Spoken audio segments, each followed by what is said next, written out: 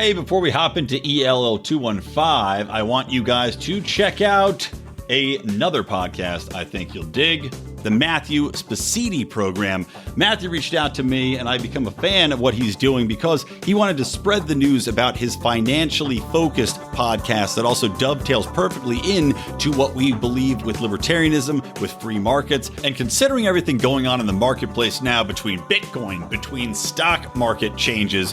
This is a podcast you want to check out. Get your finances right, get your financial freedom locked down, and also get some good libertarian content on top of that. It's not just finances, mind you. He also talks about broader libertarian content as well. So check that out. The Matthew Spositi program. That's Spositi. Matthew Spositi program, anywhere podcasts are heard.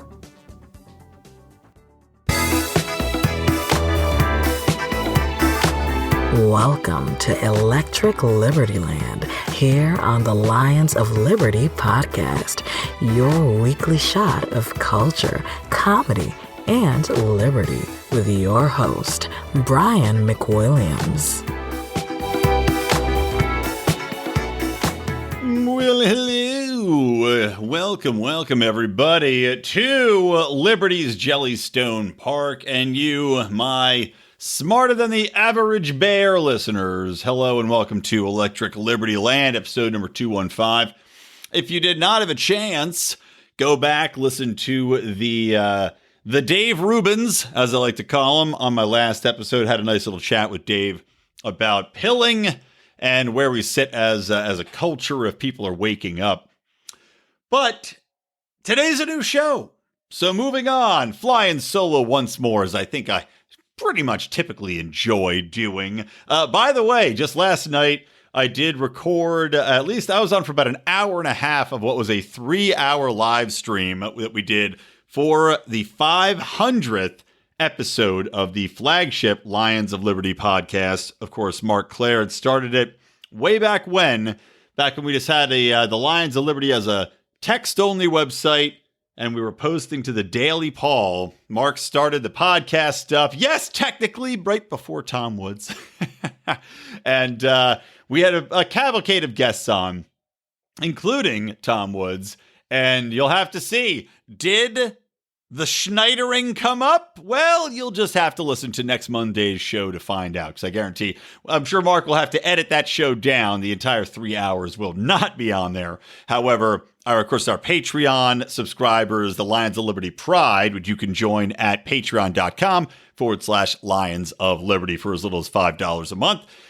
They got to watch it all live, see just how drunk Mark got, but he's got to edit that down to probably what I'm guessing is going to be about an hour and a half for easy listening pleasure. Anyway, a lot of great guests on there. Make sure to check that out. Getting into this here show, I wanted to kickstart this by, basically I was doing my Peloton.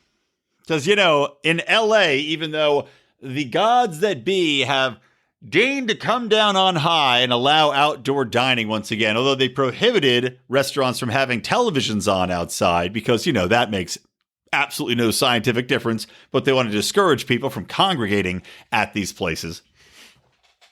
But the bars that do not have food are not allowed to be open, nor have people outside.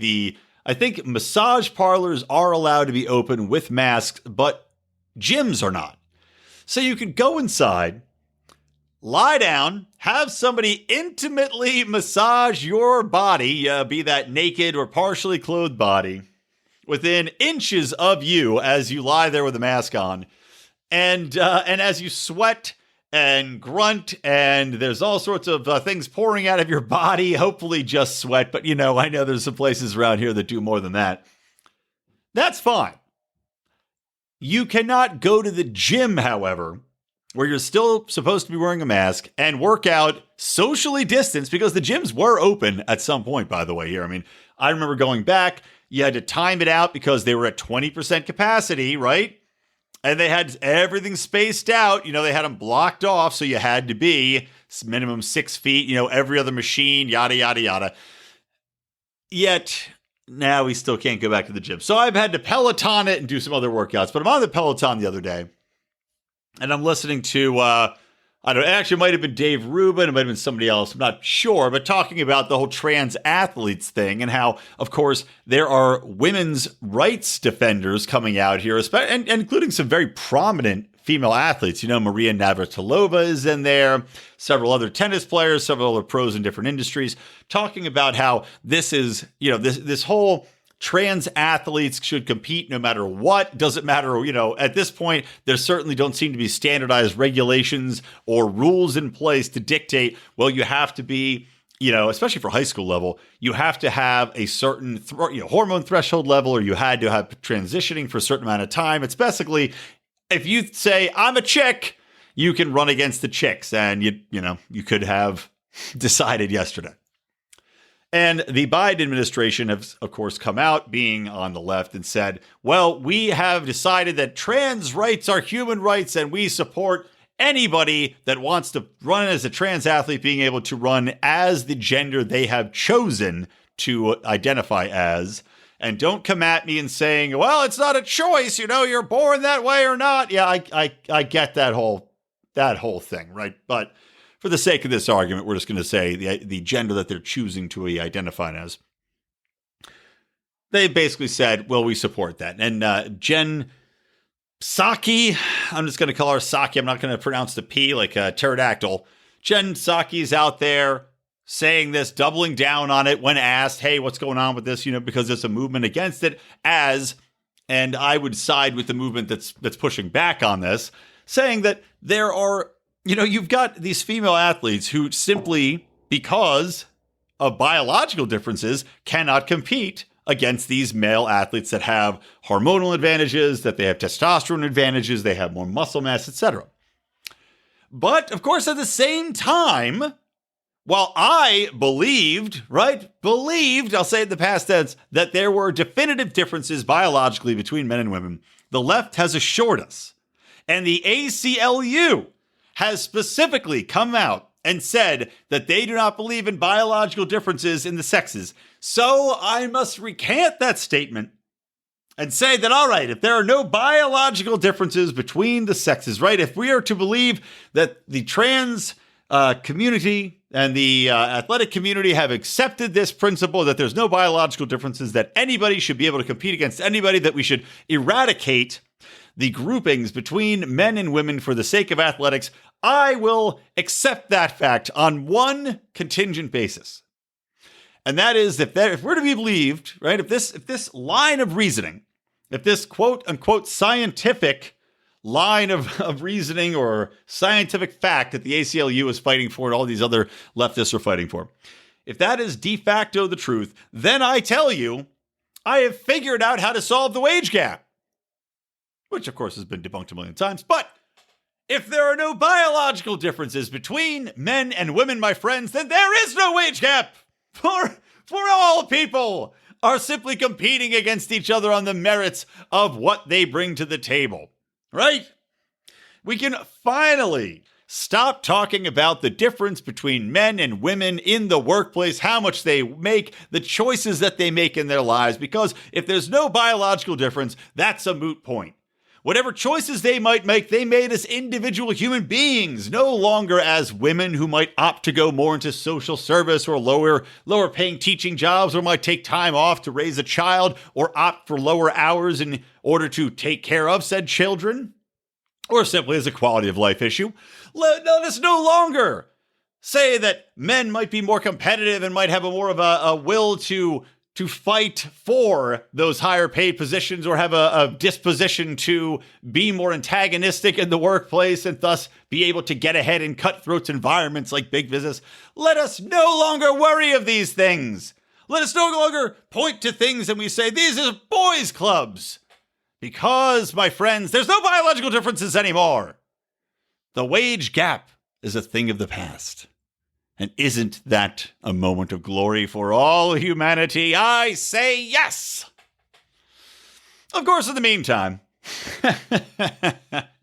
in the same breath, of course, that we have Joe Biden's executive order telling, basically mandating all high schools that they have to accept the concept that there's no biological difference when it comes to athletics and that they have to allow trans athletes to compete. They are, of course, not taking my stance on, well, this basically solves the wage gap, that if we are going to argue that biology is the same in one instance, you have to carry that logic across the entire playing field, whether that be in athletics or in the athletics business.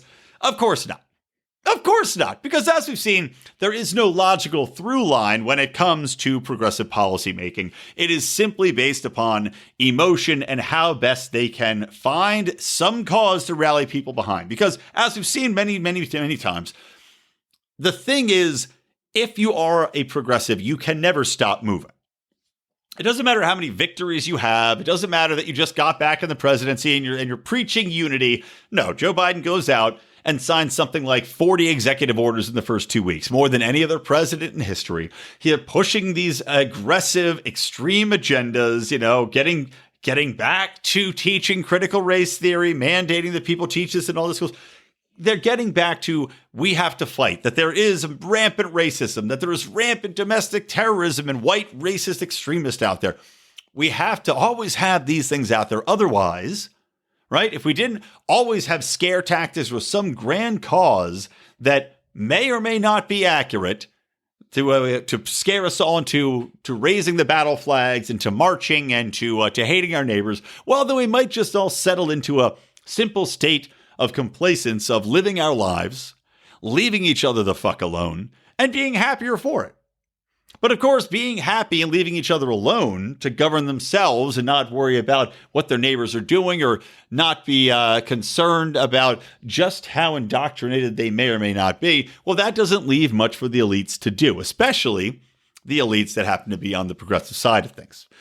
So we are in a constant state of flux. Now, this is continued, as we see, with the impeachment of Donald Trump. So I don't want to spend too much time on this because honestly, I just don't care. I mean, look, I know it's going to set up a tit for tat. And this is why the Democrats are honestly idiotic for doing it. This is why there were a lot of Democrats that didn't want to do it, because it is, as Ron Paul put it in a recent column that he wrote, it was a show trial. This is a show trial. Donald Trump has zero chance of being convicted or impeached in the Senate. Absolutely none. The House has once again already impeached him. And I guess the question of whether or not it's constitutional, right, could be raised. But at the same time, I don't know. I've been reading both sides of the equation. The counter argument to argue that it is constitutional to impeach the president, or the former president, even though he is no longer in office. And of course, impeachment is designed to impeach a sitting president and remove him, is that this is a continuation at the sole discretion of the Senate. And there is basically, I guess, in the Constitution, a line that can be interpreted as saying it is still under their discretion on whether or not they want to continue it, because the precedent exists where he was already impeached in the House. So this would be that continuation. At the same time, we all know it has no hope of success, not only from Republicans, but also from Democrats. They already basically tallied up the votes. There is no possible chance of success for this.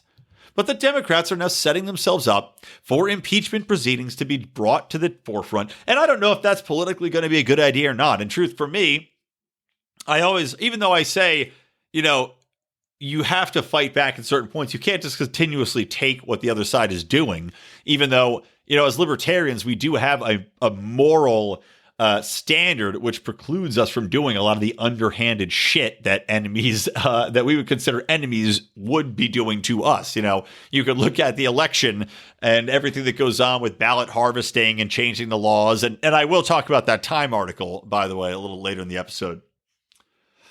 You look at all that and we say, well, that's just terrible. We can't do that. But there does going to have to be a change, and whether that be in the messaging as I advocated for, and also in an alternate way in which we reach people, i.e. trying to get in on the educational side of things. As I just gave a talk to the Los Angeles Libertarian Party here, I was advocating that people get involved in charity. Even if you're going to run for an office, it's a good idea to get known in your community via charity, because that way Just like the left has been owning charity, right? Or at least publicly owning it, saying charity by state mandate, I should say. When you could get in there like a Ron Paul did and be a doctor, deliver people's babies. Maybe he's delivered them pro bono, or a Rand Paul who's going out and doing operations. If you can get in and give people financial advice, give people a helping hand, help them get ahead in business, help them get ahead in one way or the other, you are building a community that is going to be loyal to you. And when they start to come with you, with the slings and arrows and try to tear you down, should you run for office, you have a better chance. But in a macro perspective, libertarian education is not something that is going to be widely taught. We know in state-sponsored schools, it definitely will not be taught. However, we have a very particular moment in history at the moment where people are pulling their children out of these state prison schools at a high rate because the unions have overplayed their hand foolishly and now are being exposed as the hacks that they are. People are turning on unions quite a bit and very powerfully. And not only that, but people are also looking at proposals being put forth which would take money from these unions. No longer is money simply going towards the unions or to the education system, but instead money is being spent on children. So that money goes to a child, and then the parents get to decide what to do with it. We are seeing a lot of these proposals come forward, a lot of them getting a lot of traction, especially where places, like California, where kids are still sitting at home. Got off on a tangent there, but that's what I do here. Getting back to the Trump situation, it just seems like it's just the entire thing is idiotic. I can't bring myself to watch it. I flipped it on for a half second today. I noticed Fox doesn't even have it on, so I thought it was funny. But of course, CNN and MSNBC do. So I flipped on there, and there's just some asshole railing on about incitement, and clearly they're playing up this whole threat to the rule of law and how words have consequences, ignoring the fact that, of course, Maxine Waters has gotten people riled up and told people to literally go and harass people in public, to go and yell at them and tell them not to be there. And she's saying, well, I never said the word quote unquote fight, which is what they're saying, that Donald Trump told his people to go and fight for what they believe was a fair election. And Rand Paul said this: if we're going to take the word fight used in any context, even though Donald Trump said go peacefully to protest at the Capitol, if we're going to take the word fight, which has been used by a million politicians in a million instances, and now use that as the grounds for incitement, you simply have a standard which is absolutely impossible to uphold. So clearly, this won't go anywhere. But again, they're doing the show and the dog and pony. They're having these assholes come out and say how this is the end of the world. And I'm sure half of America will gladly tune in and believe it. I know soup-fed morons who will gladly lick this up. At the same time, what a horrendous misuse of time and money and attention, as we still are in the throes of the government-mandated lockdowns in much of the country. We still are going through a crisis of children having highest suicide rates in history because they're at home, not going to schools, cut off from their friends. You're having instances of alcoholism. You have an economy that is completely in the garbage can.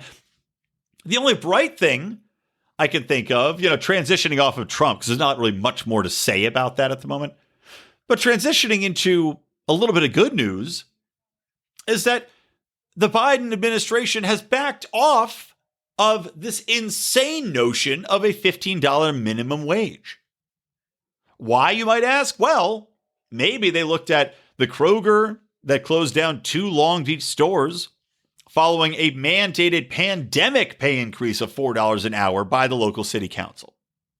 And of course, these people could not be more shocked and angered at the gall of big business to shut down these stores.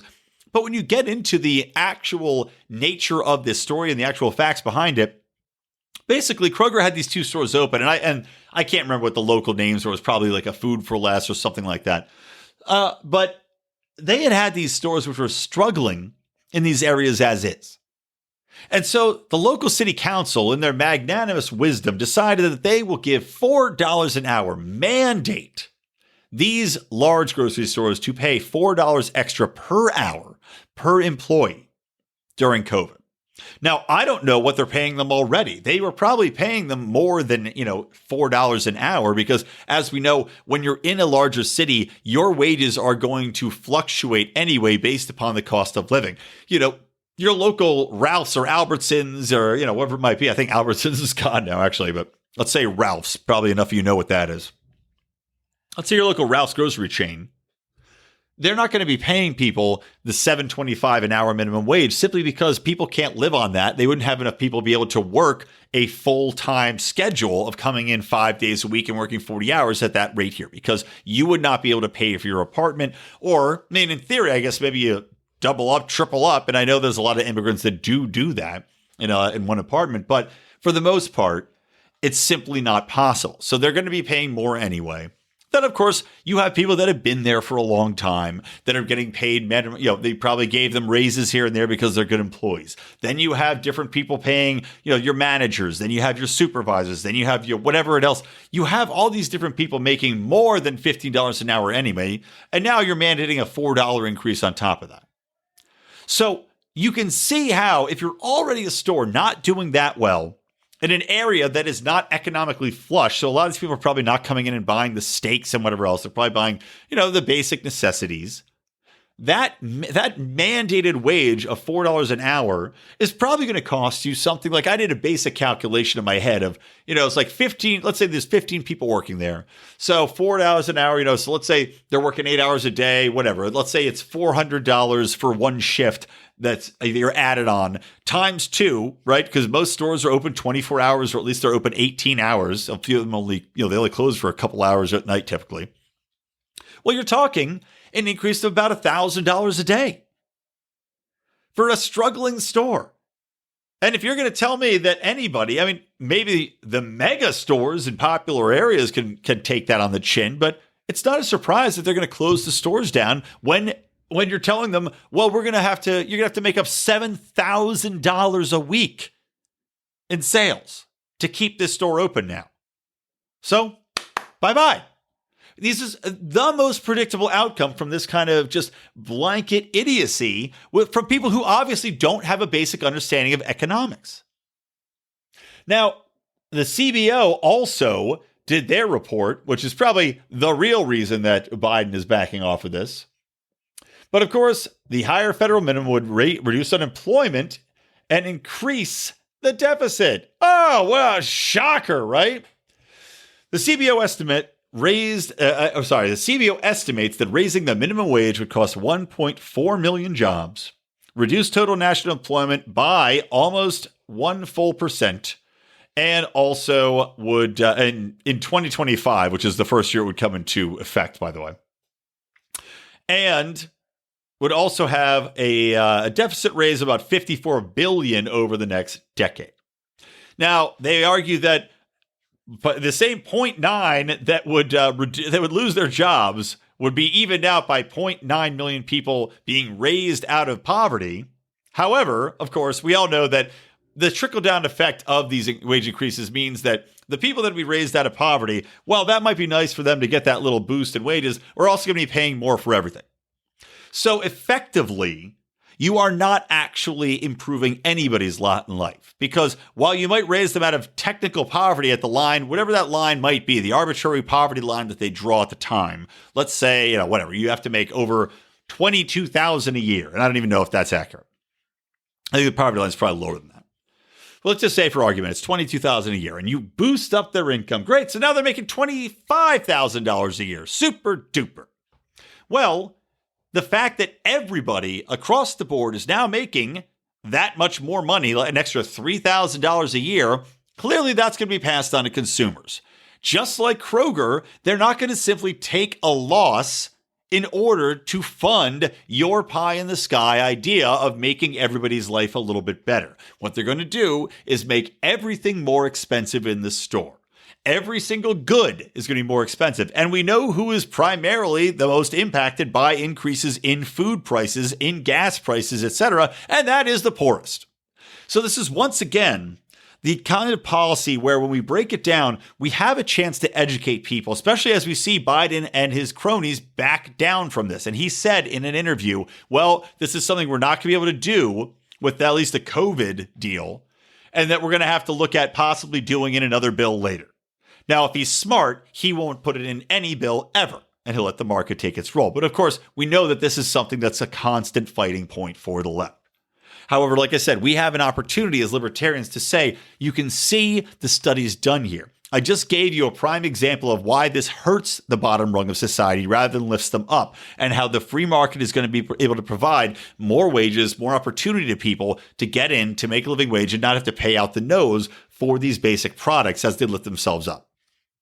When we couple that with the aspects of society, with the aspects of the welfare state, which are continuously keeping people down and keeping them in the, the rusty gilded cage that has been designed for them by these policies that Democrats have been pushing for decades, we have a really powerful argument for how trying a different approach is going to be better. How I remember Hotep Jesus was on Part of the Problem. I enjoyed that conversation. He was actually on, Thaddeus Russell was on Monday. Hotep Jesus also spoke with him on his program. But, and by Thad Russell, I mean, he was on our program Monday.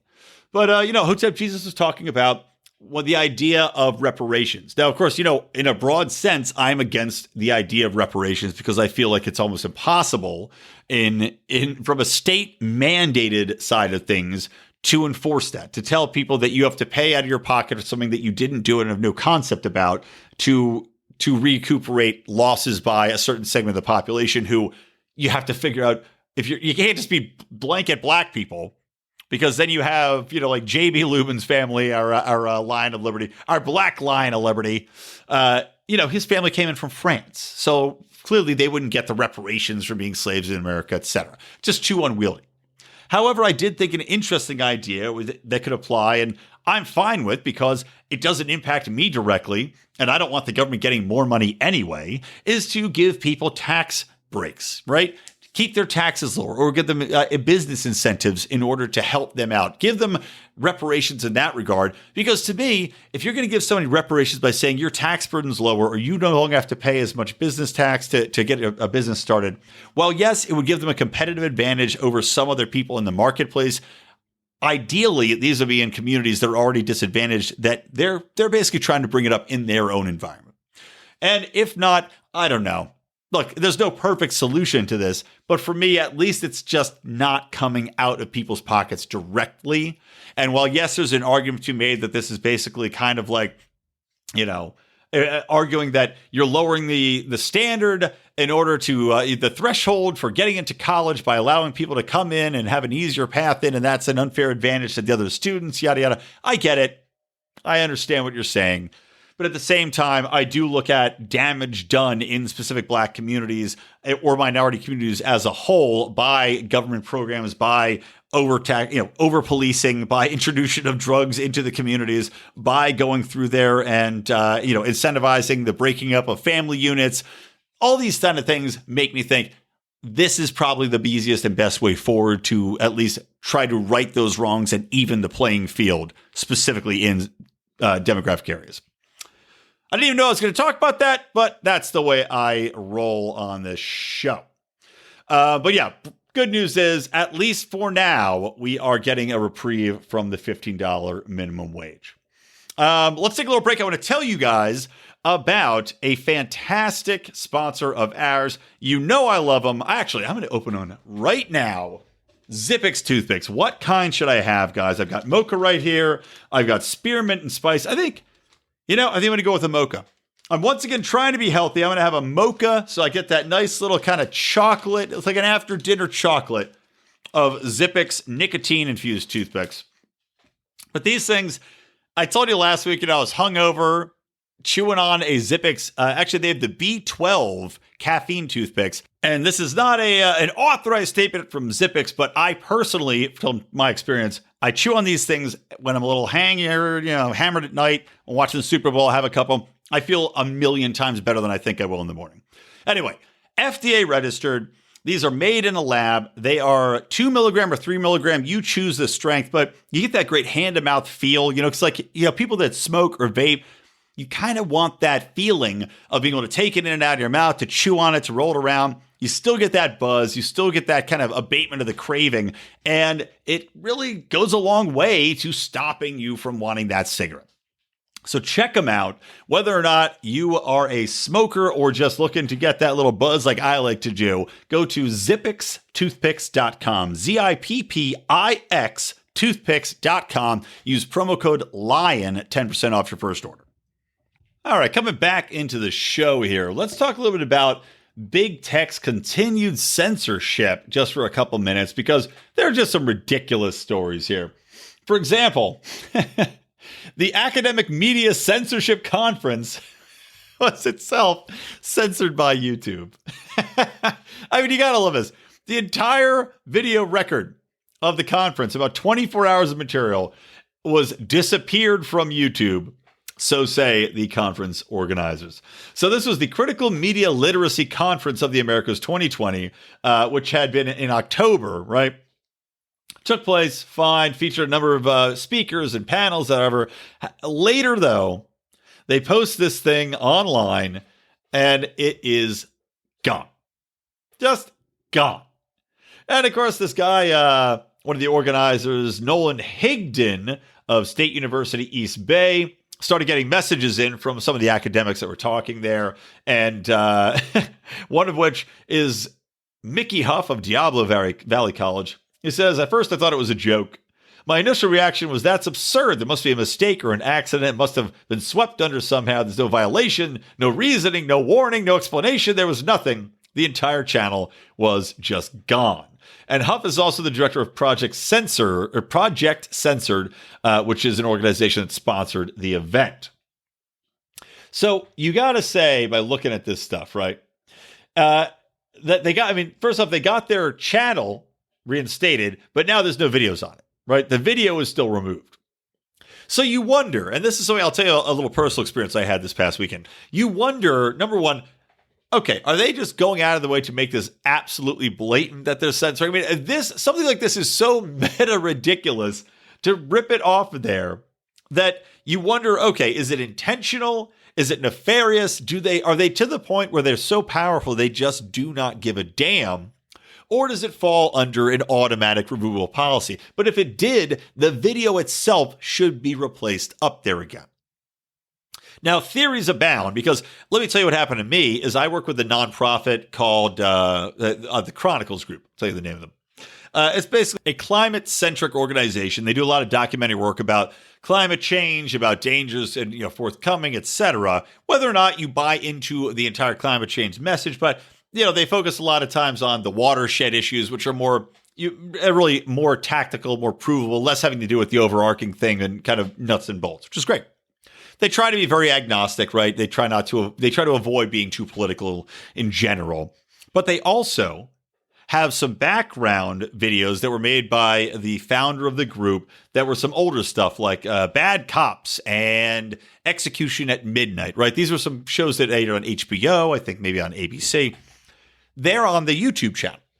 So we have been building this YouTube channel up, right? And especially some of these old true crime videos, it's such a popular genre, had been getting tens of thousands of views. So we developed an entire kind of concept. Okay, here's what we're going to do to take advantage of it to fund the new climate-centric work, yada, yada. Then out of the blue, last Thursday, the page is gone. You go to the page, it says this content has been removed for violating YouTube's policies and their community standards. So we go, what the fuck? A climate-centric nonprofit. This is a nonprofit website, my nonprofit's YouTube page gets pulled off. So we start going, okay, what could it be for? Is it because some of the music in the older stuff on there is trademarked? Maybe, but I'll tell you what happens with that is like the Lions of Liberty. Sometimes we'll get flagged when I do one of my satire videos. We'll get flagged for having content that is under trademark, because technically, even though I'm using it for satire purposes, which allows me to do it legally, they have an automated system that flags content if it's Warner Media Group's song. But typically they just flag it, they demonetize you, but they don't really take it down. So they go, okay, well, what else could it be? Is it the content because it's executions? Is it because of violence? Are they saying it's hate? Is it something in the comments? But just like with this media conference, they don't tell you. And it's like Tim Pool got his thing taken down, but at least they told him at times what videos it was, right? Or News to Share, Ford Fisher, who was on my show, years ago, he had content taken down. And sometimes they'll say, okay, you got to take down this video and that video and we'll reinstate it. These people, I guess they don't tell them anything, but the page just magically reappears. For us, we put in, we said, nope, what the fuck? This is bullshit. We pushed back, get no response from YouTube, but magically on Sunday, it's back up. No explanation. We changed nothing on the page, but it's back up. I will tell you, it is unbelievably frustrating to deal with this because just like anything, you build up time. You put in time and investment in money. And this is where I was arguing when I was talking about big tech censorship and how to fight it, where I think the most reasonable way to fight it would probably be personal lawsuits based upon loss of revenues by virtue of building up these communities and the damage therein. If you can prove money, like I work for a public relations firm, you could make a legal argument that by YouTube removing your content without telling you why or any reason or without really violating any of their content standards that you know of and giving you virtually little recourse to fight that they are doing material damage to your business. And you can have financial recuperation for that by saying, look at the time, look at the hours, look at the money I spent on this PR firm. Let's say I spent 20 grand and, he hasn't spent 20 grand yet, but let's say you spent 20 grand on my PR firm. Well, you should be able to recoup that. If our sole goal is to build up your YouTube page and you've monetized that, that's a reasonable argument. But we're seeing not only the censorship conference get censored, but additionally, we're seeing other things come through. Like YouTube censoring a feed directly from the Senate floor. And this happened, I believe it was last week, and they canceled testimony by, number one, it was Dr. Pierre Corey, and he was testifying at the Senate Homeland Security and Governmental Affairs Committee hearing on Capitol Hill back in, this was December 8th. However, I guess it just got published recently.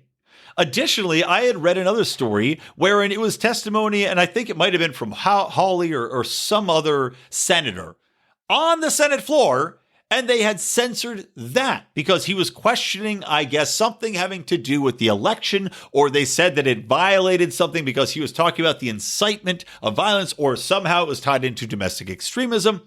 You see how they've invented all of these catchphrases with which they are now enabled to censor it. And it may not be an individual person. That's the problem. We know that YouTube, we know that Facebook, we know that Google, we know that all these different platforms, Twitter, are censoring anything related to COVID. So because this guy, Corey, is testifying about a COVID-related topic and maybe is going against the norm, they pull it, even though it has to do with the Senate Homeland Security and Governmental Affairs Committee.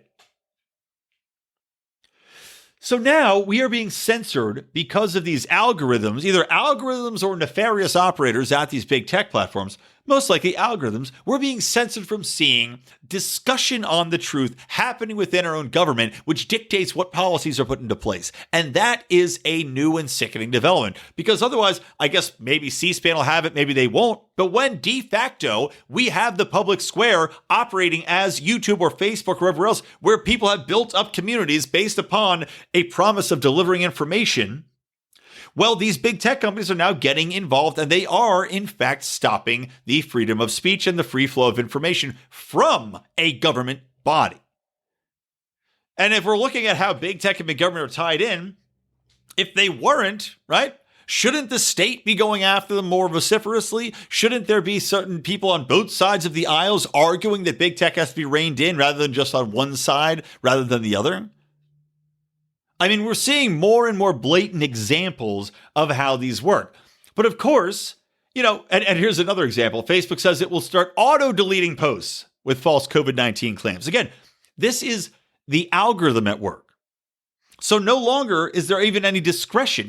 There's no gray zone. There's no possible debate as far as the context with which that information is being delivered. It is simply going to be flagged and removed automatically by the people writing the algorithms. We've seen in the past by these virtue of these reports. I think there was one coming out from, oh God, I can't remember the guy's name, but it begins with a V. The guy that did the whole, Planned Parenting thing.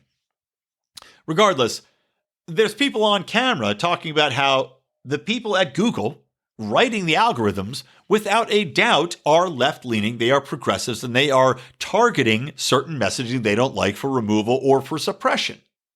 Facebook, auto-deleting posts with COVID-19 claims, quote-unquote, false COVID-19 claims. That's ridiculous when we've seen COVID information change that we're being told is gospel. Fauci told us that masks do nothing. Now he's saying you have to wear 2 of them. We're seeing them tell you that you have to wipe down every single surface and then it spreads by, it can stay alive on a surface for 62 hours straight. And now we know there is no transmission from surfaces. They told us that asymptomatic people can spread it. Now we know there is no asymptomatic spread. Yet Facebook is going to remove, quote unquote, false COVID-19 claims. All that translates to me as they're going to move any new information or anything counterfactual to the state-sponsored narrative at the time. And that is insanity.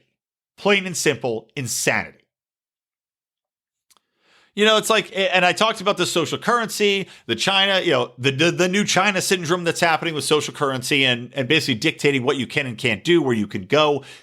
Now, Bank of America, this also came out. Bank of America secretly flagged purchase history of customers and sent the data to feds after the Capitol riot. So now Bank of America, which is who I use, I now have to look for other alternatives for my banking because I thought to myself, well, at least they're not Citibank. At least they haven't decided, at least that I read at the time, that they were going to cut off payments to X, Y, or Z, or that they weren't going to process X, Y, and Z coming through if it happened to align with the NRA or it happened to align with whatever else. And now I have to worry that purchases that I make via my Bank of America debit card are going to be provided to the federal government should there be an incident that I may or may not be in the vicinity of. That is sickening. We're seeing this massive state apparatus, which we were warned about time and time again, which we had, of course, under Obama, God King Obama, who everybody can't stop kissing his ass enough. The God King Obama allowed to be put into place and then lied to us about. We've seen both parties usher it through again and again and again. Nobody seems to want to stop that except very few people like Thomas Massie and Rand Paul and I think Tulsi Gabbard even, and I think Bernie, said, hey, we need to stop this spying apparatus. Well, you're seeing the next evolution. You're seeing it's not only listening to your emails, listening to your phone calls, reading your texts. It's now where you're buying. It's not just your search history. It's now what you're buying. Another reason why it's so vitally important that we never go with a cashless economy, why we never abandon hard currency, why we never give government the ability to track us everything we do digitally, because they can, at a whim, not only access your history, apparently, of what you bought, but where you bought it, and then where you went with it. I told you about the Air Force contracting the technology, which can ping and find out where you are by the virtue of the Internet of Things. They can track you. They can stop you. They can turn off your bank account. They can peg you for whatever you want. They can make a case against you. Maybe you're just there looking around, but because you happen to buy something, maybe you bought zip ties to make sure you were tying up bags of leaves in your yard, and then you decided you were going to see what the hubbub was about at the Capitol riots. Well, now you're on an FBI watch list, and maybe you get called in for questioning because, hey, who knows, you might have been going to kidnap somebody. Now, this is all being covered up by the media, of course, who won't really go and make a big deal of the fact that the federal government is working with banks to take your information and come after you. They're not going to make a big deal of the fact that censorship is shutting down the viable and honest exchange of information on the internet. And in fact, they're going to turn their attention towards just how great China's doing, because China has put in this system, and they have all their people operating under the same goal, and they're not worried about extremism there. Like, for example, oh so recently, a New York Times columnist, Thomas Friedman, was on, let's see, what show was he on? Thomas Friedman was on CNN's Cuomo Primetime Monday night, and he was talking about that China has high-speed trains because they don't have to worry about people like former President Donald Trump. And specifically, he said that, here, let me give you the quote. Quote, do you know that it takes 4 hours and 18 minutes to take the bullet train from Beijing to Shanghai? And it takes 21 hours to take the train from New York to Chicago, and they're both about the same distance. I'll tell you something they weren't thinking about in China this week. They weren't thinking about some knucklehead. They weren't spending the week thinking about a knucklehead who claimed 9/11 didn't happen, 9/11. They weren't thinking about some guy who's a QAnon shaman. They were probably thinking about some bad stuff with the Uyghurs and all that. Oh, for sure, but I guarantee they weren't wasting their time on this nonsense. So not only is this guy basically saying that China was able to focus on these big government projects, and let us also remind people, China does focus on big government projects, for sure. They also build cities that nobody's in. They also have concentration camps. This guy glances over the Uyghurs incident. I'm sorry, guy. You know what? While you're talking about the government worrying about QAnon people, and they definitely went after them because they're prosecuting them, we know they're working with Bank of America to track down the Capitol rioters. While our government is most definitely worried about those people, and the people are trying to put a bill forth to legitimize and quantify in our governmental legal structure the ability to go after, prosecute, track citizens for what they say or their opinions. Well, in addition to all of that, China, it seems like they are worried about those people, because when you do talk about Uyghurs, you're talking about them rounding up an entire segment of a population and putting them in re-education camps. And I know some people on the left, like AOC and probably this asshole, are all for the quote-unquote re-education of Trump supporters. But at the same time, when we're talking about the Uyghurs, we're not just stopping there with China, because as a personal story was told to me by Rico, our good buddy Rico, I think he told us about this on Bravo and Beer, our other podcast, but his girlfriend's currently in China. And she told him they definitively come to your door if you type about something in regards to Hong Kong and the protests there. She had a friend who literally had said something online, just mentioning and passing Hong Kong, and what happened? Knock on the door. So, yeah, Thomas, they are actually worried about this quote-unquote knucklehead because they're a totalitarian government, just like ours is becoming, and it basically has become. So it's not just the Uyghurs. The Uyghurs are the most extreme example. It's also journalists that have been jailed. It's also, you might have heard about the billionaire that China has in prison that they disappeared, Jack Ma. Yeah, he hasn't been seen in months. Is he just a knucklehead? He's one of the most powerful men, the most rich men in the world, and they disappeared him into a re-education camp. And as of a few weeks ago, said that his education was coming along grandly. So thank God they've got high-speed trains, huh? Worth it. But it doesn't stop there with the New York Times. Of course, Glenn Greenwald had also pointed out that it's not just that they've abandoned honest journalism and looking at the real issues that are prominent, that are worrying in our society. And I think, as I talked about with Dave, I think more people are seeing this. Not these elitist liberal fucks that are worming their way through academia and media and everything else that are just completely brainwashed to it. But the average everyday American, I think, is seeing this. I think the average person would watch him brush off the Uyghurs and know some of these horrible things happening in China and say, that's not right. But we see that the New York Times has abandoned all efforts to cover things rationally. And instead, they're doubling down on hiring these millennial reporters to instead take part in gotcha journalism.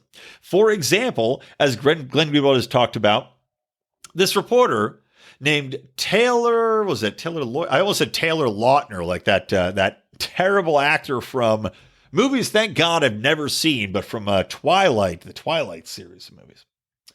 But there's this kind of gotcha journalism.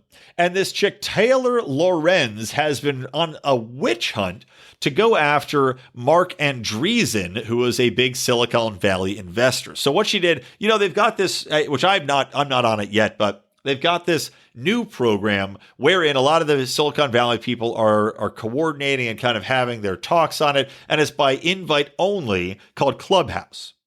So Clubhouse had an invite for him to give a talk to different investors. And I guess actually Camille Foster of, God, what the fuck is that podcast called? The Fifth Estate podcast? I can't remember. I used to listen to it, but you guys know who Camille Foster is. So he was on the call, and this chick, this Taylor Lorenz woman had said that Mark Andreessen had used the phrase retard on the call. Now, Camille Foster said he was on the call. No, he definitely did not say that de facto, but she reported it as though this is hard news, right? She tweets it out.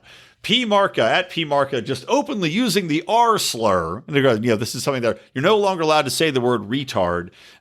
Even, I guess, in the actual phrase, as in you're retarding the growth of something. Yeah, you just can't say it. It's one of those words you can't say anymore. But he says he used it on Clubhouse tonight and not one other person in the room called him on it or saying anything. And then she posts a picture of the other people that are on the Clubhouse call because she had snuck in, by the way. Of course, she wasn't invited. She had snuck in. Somebody gave her a secret password. So he says, no, he didn't use the word. Camille Foster says that didn't happen. What actually happened is that Felicia Horowitz, a different participant, had explained that Redditors called themselves the, quote, retard revolution. And that was the only mention of that word. Now, we've had documented instances before of people getting fired for similar types of infractions. I think the guy who was like the head at Netflix or something got fired because he used the N-word, telling people not to use the N-word. We had that famous instance wherein a professor of linguistics or of communications, I think it was a business communications class, was telling students that the word nega, which sounds like the N-word, but is not, is a Chinese word, which kind of means like or is similar, I think, to like over here, over there. Like I remember it, and I talked about this at the time. It's like Jega, this, and nega, that, like this and that, or it's also used as like I'm trying to think of it like, give me a sec word. It's like a placeholder, an or an in our language. Or a like, I guess, So this guy basically gets suspended because some black students in his class said that they were hurt and offended by that word, even though they knew the context of it. He'd explained it thoroughly. And of course, the question there is raised, well, who's right? Is it these people that are saying that they're hurt and expressed? Do we need to value their being heard and expressed and thus always avoid it? Or should they be told to shut the fuck up and that feelings do not dictate the way in which we operate everything in society? I, of course, fall on the latter side of that. But this is yet another example of this chick being absolutely wrong. So what does she do? What does this quote-unquote journalist do after she's caught in a flat-out lie in a story she tried to promote and tried to expose a man and tried to ruin a man, and plus everybody else in the Clubhouse? When she's exposed as lying, she blocks everybody and locks her account. Because that's what you should do if you're a journalist working for the New York Times. When you're exposed as the fraud you are, instead of apologizing, instead of saying, you know what, I got this wrong. I should have never tweeted something I clearly misheard. I should have gotten a secondary opinion on this. Whatever it might have been. None of that happened. Because there's no apologies anymore from the media. There's no apologies from anybody working within this left mindset, this media, academia, journalism mindset. There's never an apology. We didn't see an apology for the Russiagate scandal. None of that came out saying we were wrong about that. We're not going to see an apology for COVID once it's exposed how ridiculous this entire lockdown strategy was and how it's done far more to hurt than to help on any level. We're not seeing anybody apologize for how they sucked Governor Cuomo's dick the entire time, and now it just came out that he actually killed 50% more elderly by forcing COVID patients into those places. There's no apologies. There's just blocking people, locking your account, and moving on to the next outrage item that your base clamors for. Now, the good news is that I hope the New York Times is dropping as far as their readership, just like we saw with CNN. CNN is dropping like a stone. I couldn't be happier. Now, that doesn't mean that those people are going somewhere better, unfortunately. I mean, I hope it does. I hope that it means that people are avoiding these mainstream news outlets like the plague, because there are none left that are decent. Glenn Greenwald himself got forced out of his own publication, which was designed to be an antithesis to the mainstream media outlets that were just pushing a biased narrative, but it got taken over. His backers hired out some other editors, and the other editors pushed him out because he dared to push back against Russiagate. He dared to push back against some of these crazy narratives, that he dared to report that Hunter Biden's laptop was in fact real, and that it was insane that they intentionally, his editors told him he could not publish an article about how the entire Hunter Biden cover-up, the entire Hunter Biden laptop thing was in fact true, that the Russian disinformation hoax was just that, and how this was a actual, legitimately accurate, confirmed piece of data that people needed to know about. But of course, they didn't want him to publish that because it might affect Joe Biden. So now he's just on Substack. Good.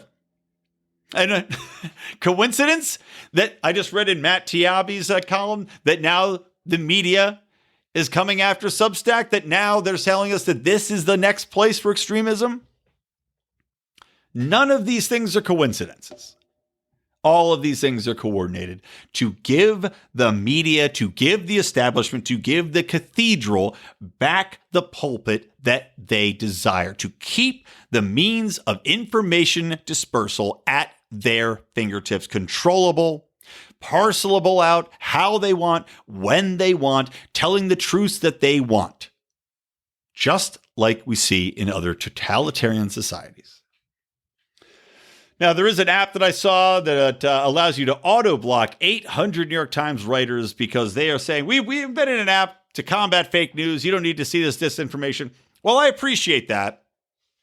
I can't support it because it's doing the same thing that the left is doing, and the same thing that anybody's doing. You can't simply ignore information coming out. Even if it's bad information, you need to know what your enemy is doing. You need to know.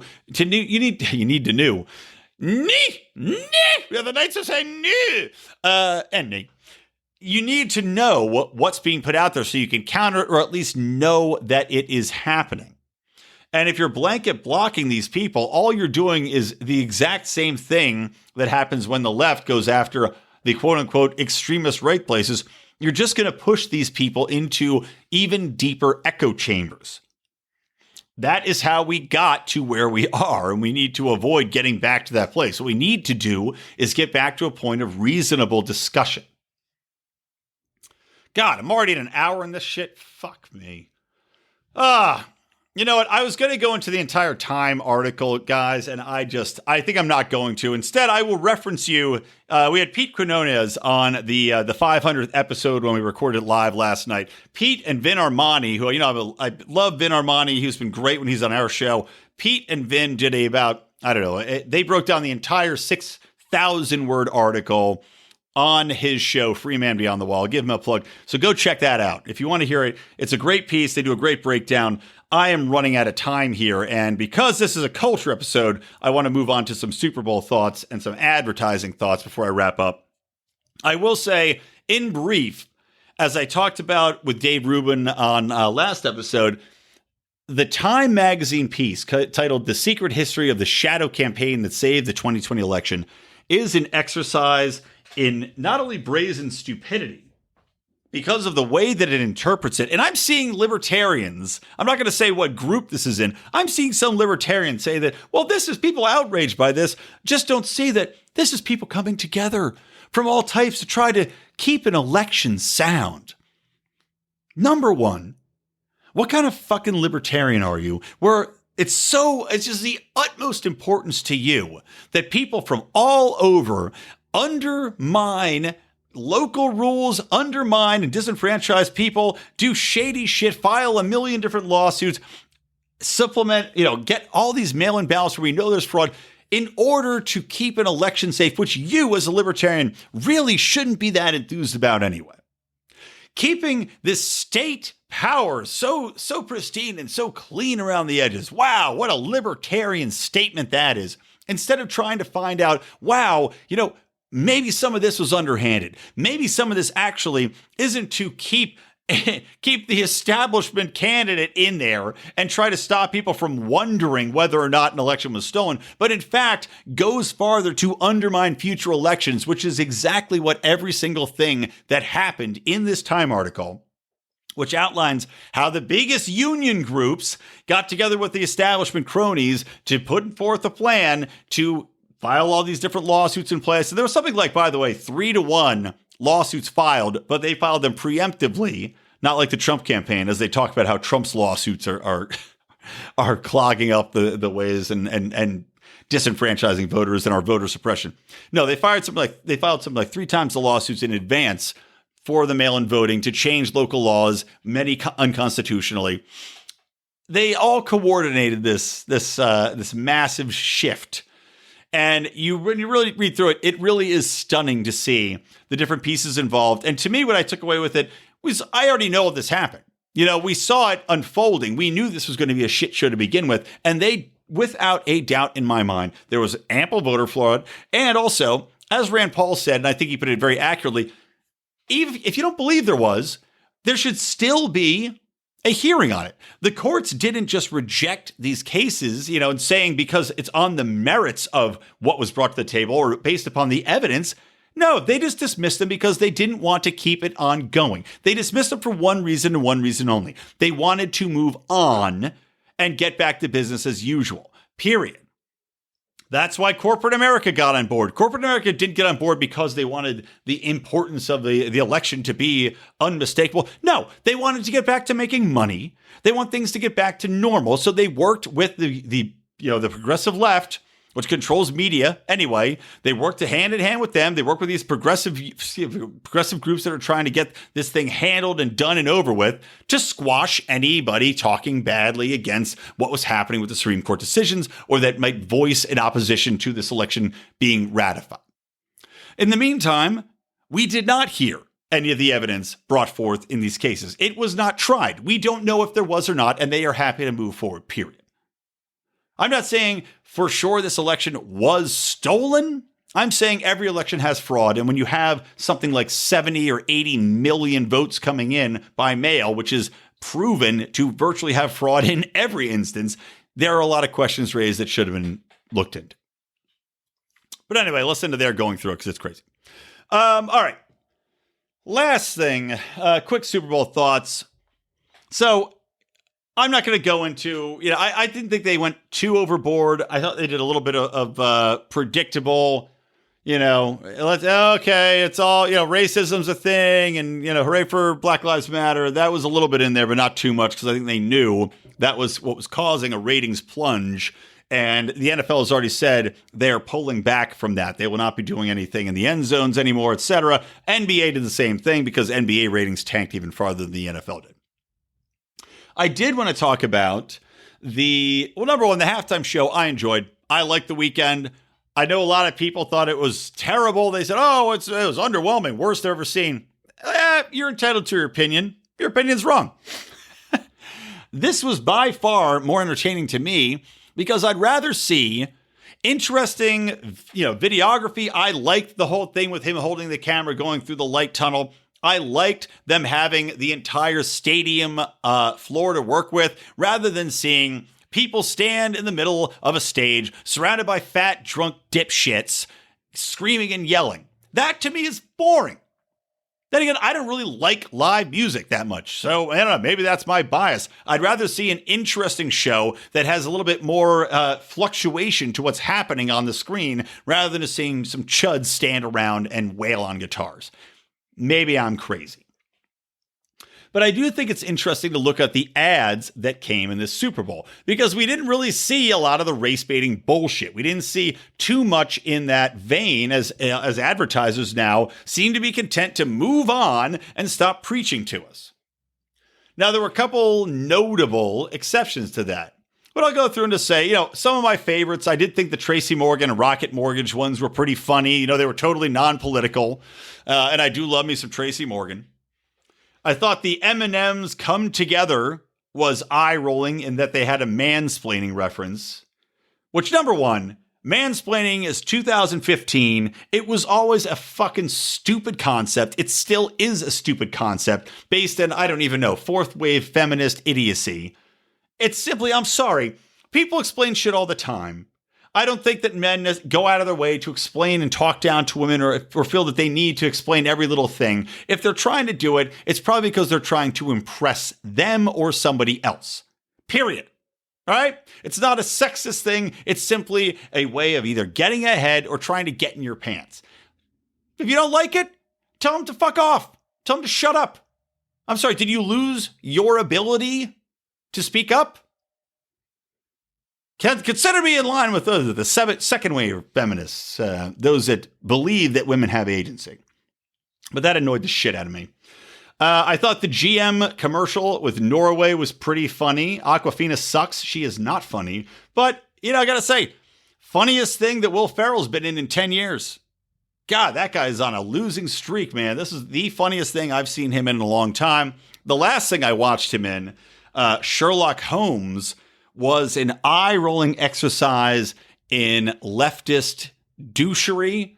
Basically, once you try to be political overtly and you're trying to work in political jabs into a segment rather than leading with what's funny, it becomes unfunny.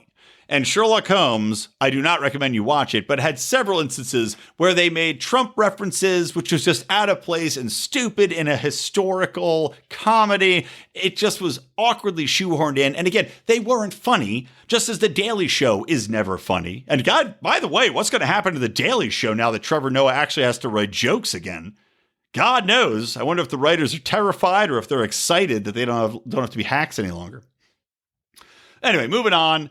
I thought the Drake from State Farm ad was pretty funny, where the singer Drake was Jake from State Farm's body double, even though I despise Jake from State Farm because I hate it when ads go black in time to swap out people of color for other people that were white for PC reasons. Of course, they replaced funnier Jake with new Jake.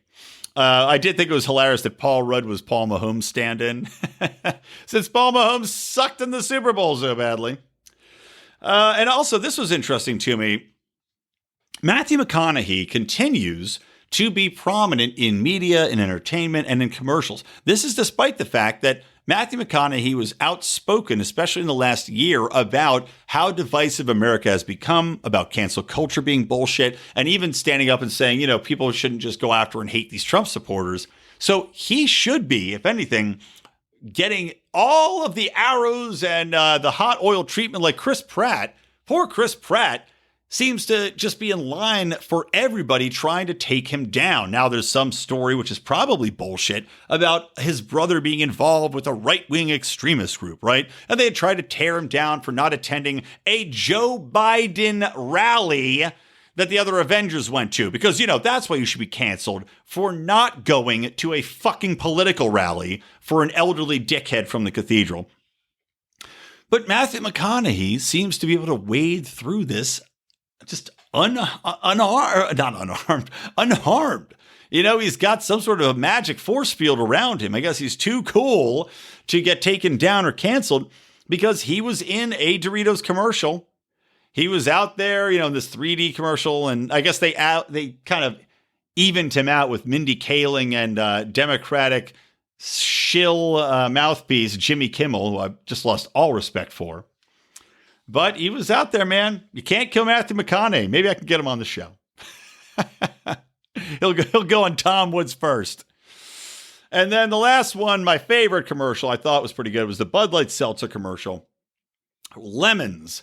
Wherein, the concept of last year being a lemon of the year, not the most original, but the way that they played it out was pretty funny because they had lemons raining down from the sky, knocking people out when they're trying to work out, canceling people's weddings. They're crying under the table as lemons are falling from the ceiling, canceling flights. One was pretty funny. The guys at the airport and lemons are crashing through the airport ceiling, and you see that all the flights are canceled. Of course, with COVID, all the fucking flights were canceled for quite some time.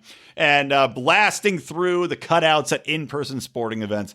Really funny commercial. Hit home for me and did address COVID, I think, more pertinently and funnily than most others did. So there you go. That's my take on the Super Bowl, which naturally was an exercise in jingoism with the government running out American flags and flying crap all over the place. But you know, that's what we come to expect. The NFL and the U.S. government have been tied for quite some time. And obviously, they view NFL audience as a big recruiting base for the military and the military-industrial complex.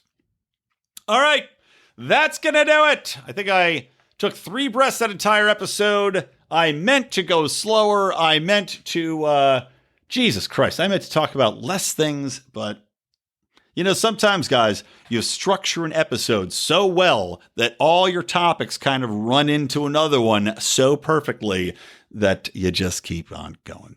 So from me, Brian McWilliams, actually, before I go, shame on every goddamn last one of you who has not gone and listened to Bravo and Beer yet. I've been talking to you about it. I've been telling you to check it out. I've been telling you why it's important to do this, to support content, to try to play up content that is not just libertarian talking points. And yet you haven't done it. Go fucking do it.